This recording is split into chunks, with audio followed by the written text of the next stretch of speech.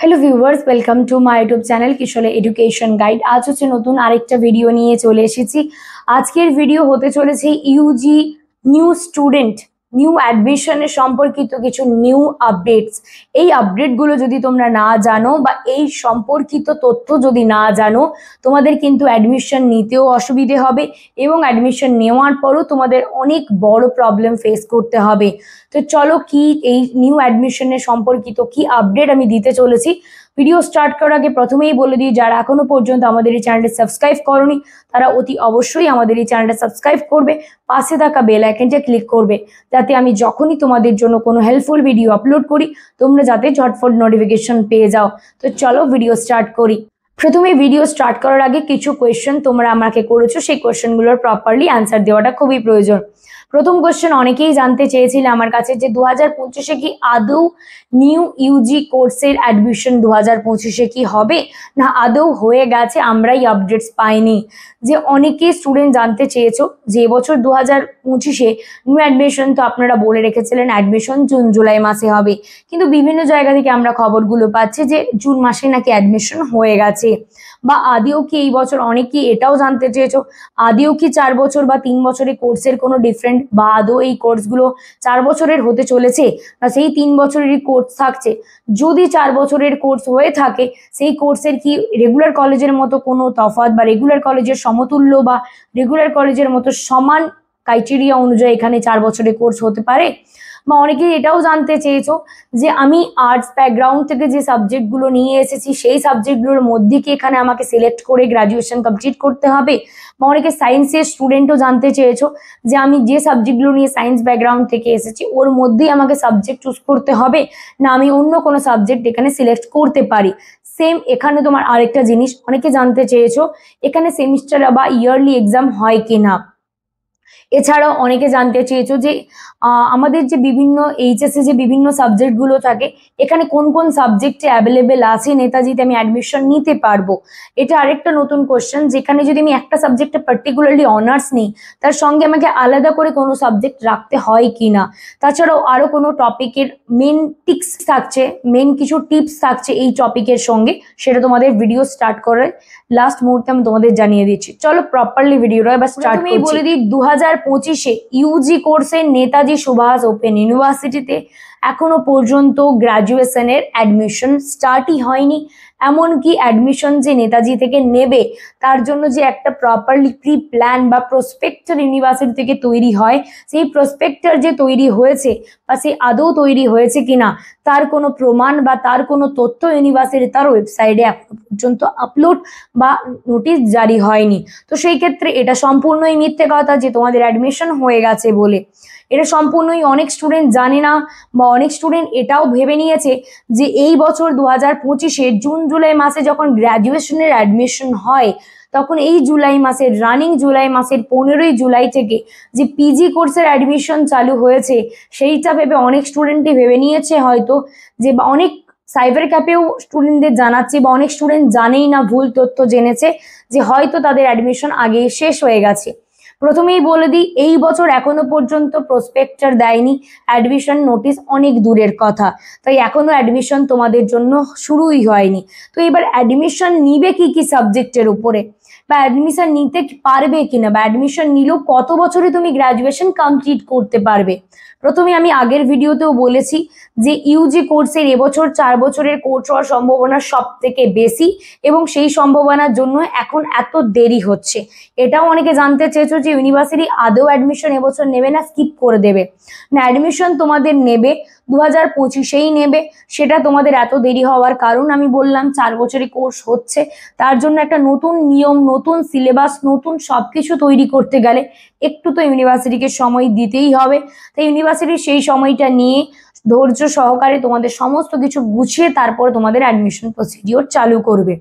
এবার আসছি 4 বছর 3 বছরের কোর্সের সিস্টেমটা যখন অ্যাডমিশন হবে তার প্রসপেক্টের অনুযায়ী এটা ক্লিয়ারেন্স হবে যে তোমরা কি সিলেবাস পাচ্ছ বা রেগুলারের মতো সেম প্যাটার্নে পাচ্ছ কিনা, সমস্ত কিছু এখান থেকে তুমি জানতে পারবে। এবার আসছি, তুমি এইচএসে যদি আর্টস ব্যাকগ্রাউন্ড থেকে আসো, আর্ট ব্যাকগ্রাউন্ডের সাবজেক্ট কি কি থাকে? অনেক সাবজেক্টই থাকে, যেমন এখানে Bengali, English, history, pol science, অনেকগুলো সাবজেক্ট থাকে। এই সাবজেক্টগুলোর আগে তোমাদের আমি বলে দিই নেতাজিতে কি কি সাবজেক্ট এখনো পর্যন্ত অ্যাভেলেবেল আছে। অনেকে এটাই জানতে চাও, আমাকে জিজ্ঞেস করেছো সংস্কৃত আছে কিনা, ফিলোসফি আছে কিনা, বা হিস্ট্রির বা বায়োলজির আরো কিছু পার্টস আছে কিনা। এখানে প্রথমেই বলে দিই এখানে আর্টসের কি কি সাবজেক্ট আছে, তারপরে বলবো সায়েন্স, তারপরে বলবো কমার্সে।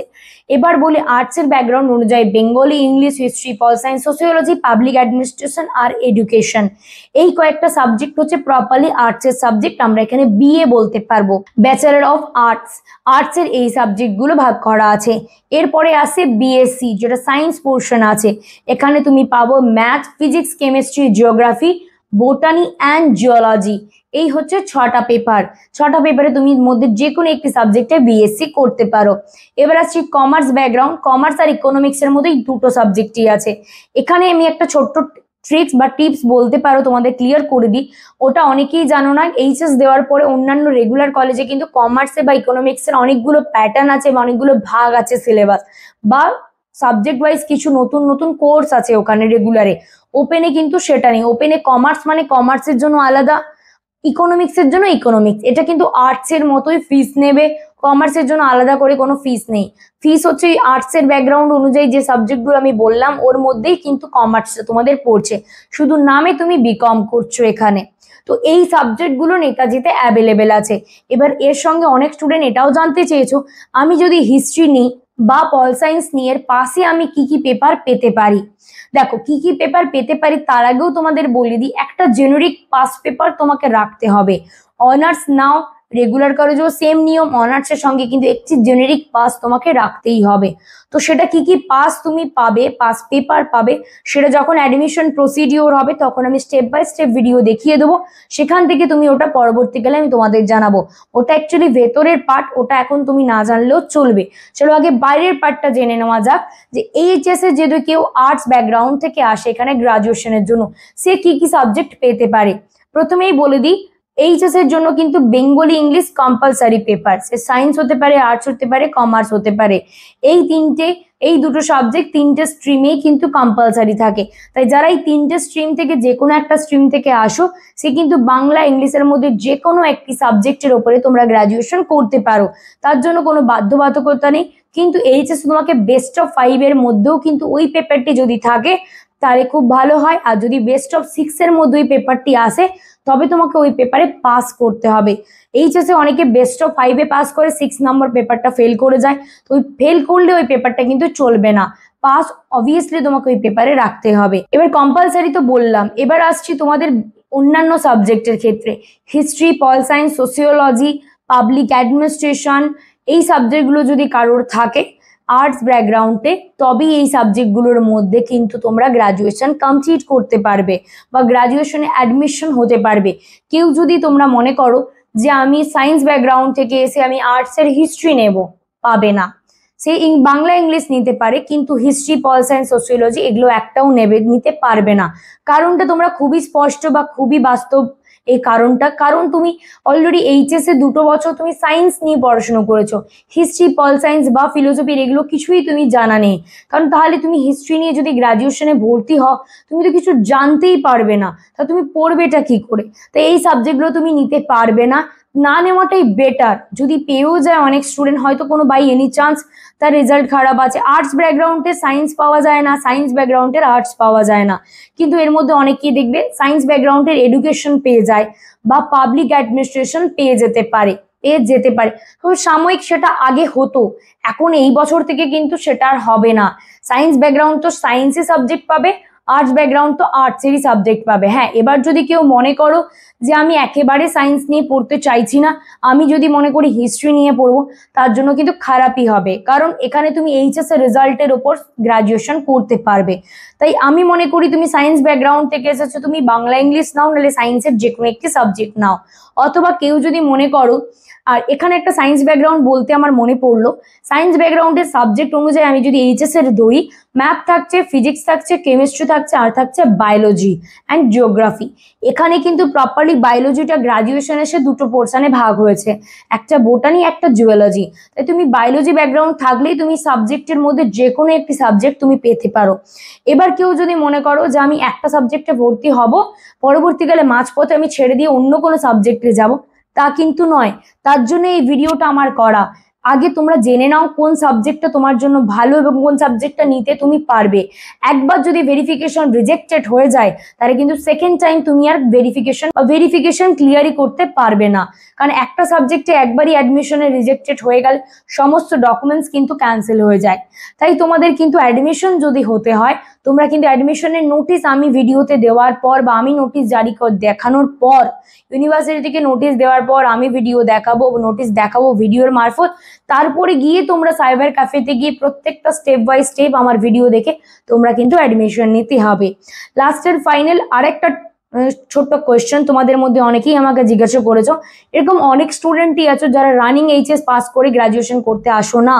অনেকে এখানে নেতাজিতে একবার গ্রাজুয়েশন করেছো বা রেগুলারে গ্রাজুয়েশন করে এসছো, তারপরও আবার ভালো বেটার রেজাল্টের জন্য বা বেটার সার্টিফিকেটের জন্য তোমরা কিন্তু এখানে গ্রাজুয়েশন আবার করতে চাও। তারা কি করতে পারবে? অবভিয়াসলি করতে পারবে, কোনো কারণ নেই যে একবারের বেশি তুমি গ্রাজুয়েশন করতে পারবে না, কিন্তু একই সাবজেক্টের বেসিসে তুমি আর গ্রাজুয়েশন করতে পারবে না। কেউ যদি 2022-এ গ্রাজুয়েশন কমপ্লিট করেছে সেম হিস্ট্রিতে, সে মনে করে যদি আবার এখানে হিস্ট্রিতেই গ্রাজুয়েশন করবে, সে কিন্তু পারবে না। একই সাবজেক্টে একই ইউনিভার্সিটি পরপর দুবার কিন্তু গ্রাজুয়েশন করা যায় না। তো সেই ক্ষেত্রে তোমাকে সাবজেক্ট চেঞ্জ করতে হবে, সেই বেসিসে তুমি কিন্তু এখানে পরবর্তীকালে গ্রাজুয়েশন দিতে পারবে। আরেকটা ট্রিক্স বা টিপস আমি বলেছিলাম তোমাদের বলবো বলে, অনেকেই জানতে চেয়েছো এখানে যে পড়াশোনা করতে গেলে কোনো বয়সের সময়সীমা আছে কি না। না, বয়সের কোনো সময়সীমা নেই। আমি বলবো 60-এর মধ্যে যারা আছো তারাই যদি কেউ পড়াশোনা করতে চাও তারাই করো, কারণ এর পরবর্তীকালে এক্সামের জন্য যে ট্যাকেল বা এক্সামের জন্য যে দৌড়ঝাঁপ, সেটা অনেকেই করতে পারে না। তাই যারা প্রিপেয়ার্ড থাকো যে আমি পড়াশোনা রানিং করব, তারাই অ্যাডমিশন হতে পারো। বা আবার অনেকে এটাই জিজ্ঞেস করেছো কবে হবে অ্যাডমিশন, এটা সব থেকে বড় কোয়েশ্চেন। এই অ্যাডমিশন এই তোমাদের দুর্গাপুজোর আগেই হবে। ধরে নাও অগাস্টেই স্টার্ট হচ্ছে তোমাদের অ্যাডমিশন। এটা আমি কেন বলছি অগাস্টে স্টার্ট হবে, কারণ জুলাই আর কয়েকটা দিন বাকি আছে। যদি এখন প্রসপেক্টারও দেয় বা অ্যাডমিশনের নোটিশ জারি করে, সেই অ্যাডমিশন কিন্তু সেই স্টার্টিং হচ্ছে অগাস্টেই। তাই তোমরা ওয়েট করো এবং আমার ইউটিউব চ্যানেলটা ফলো রাখো। যখনই তোমাদের এই অ্যাডমিশন সংক্রান্ত তথ্য বা ইউনিভার্সিটি থেকে নোটিফিকেশন জারি হবে, আমরা তোমাদের জানিয়ে দেবো। তো পুরো ভিডিওটা আমি একটু ক্লিয়ার করে দিলাম, তোমরা কোন সাবজেক্ট রাখতে পারো, কোন সাবজেক্টটা পেতে পারবে।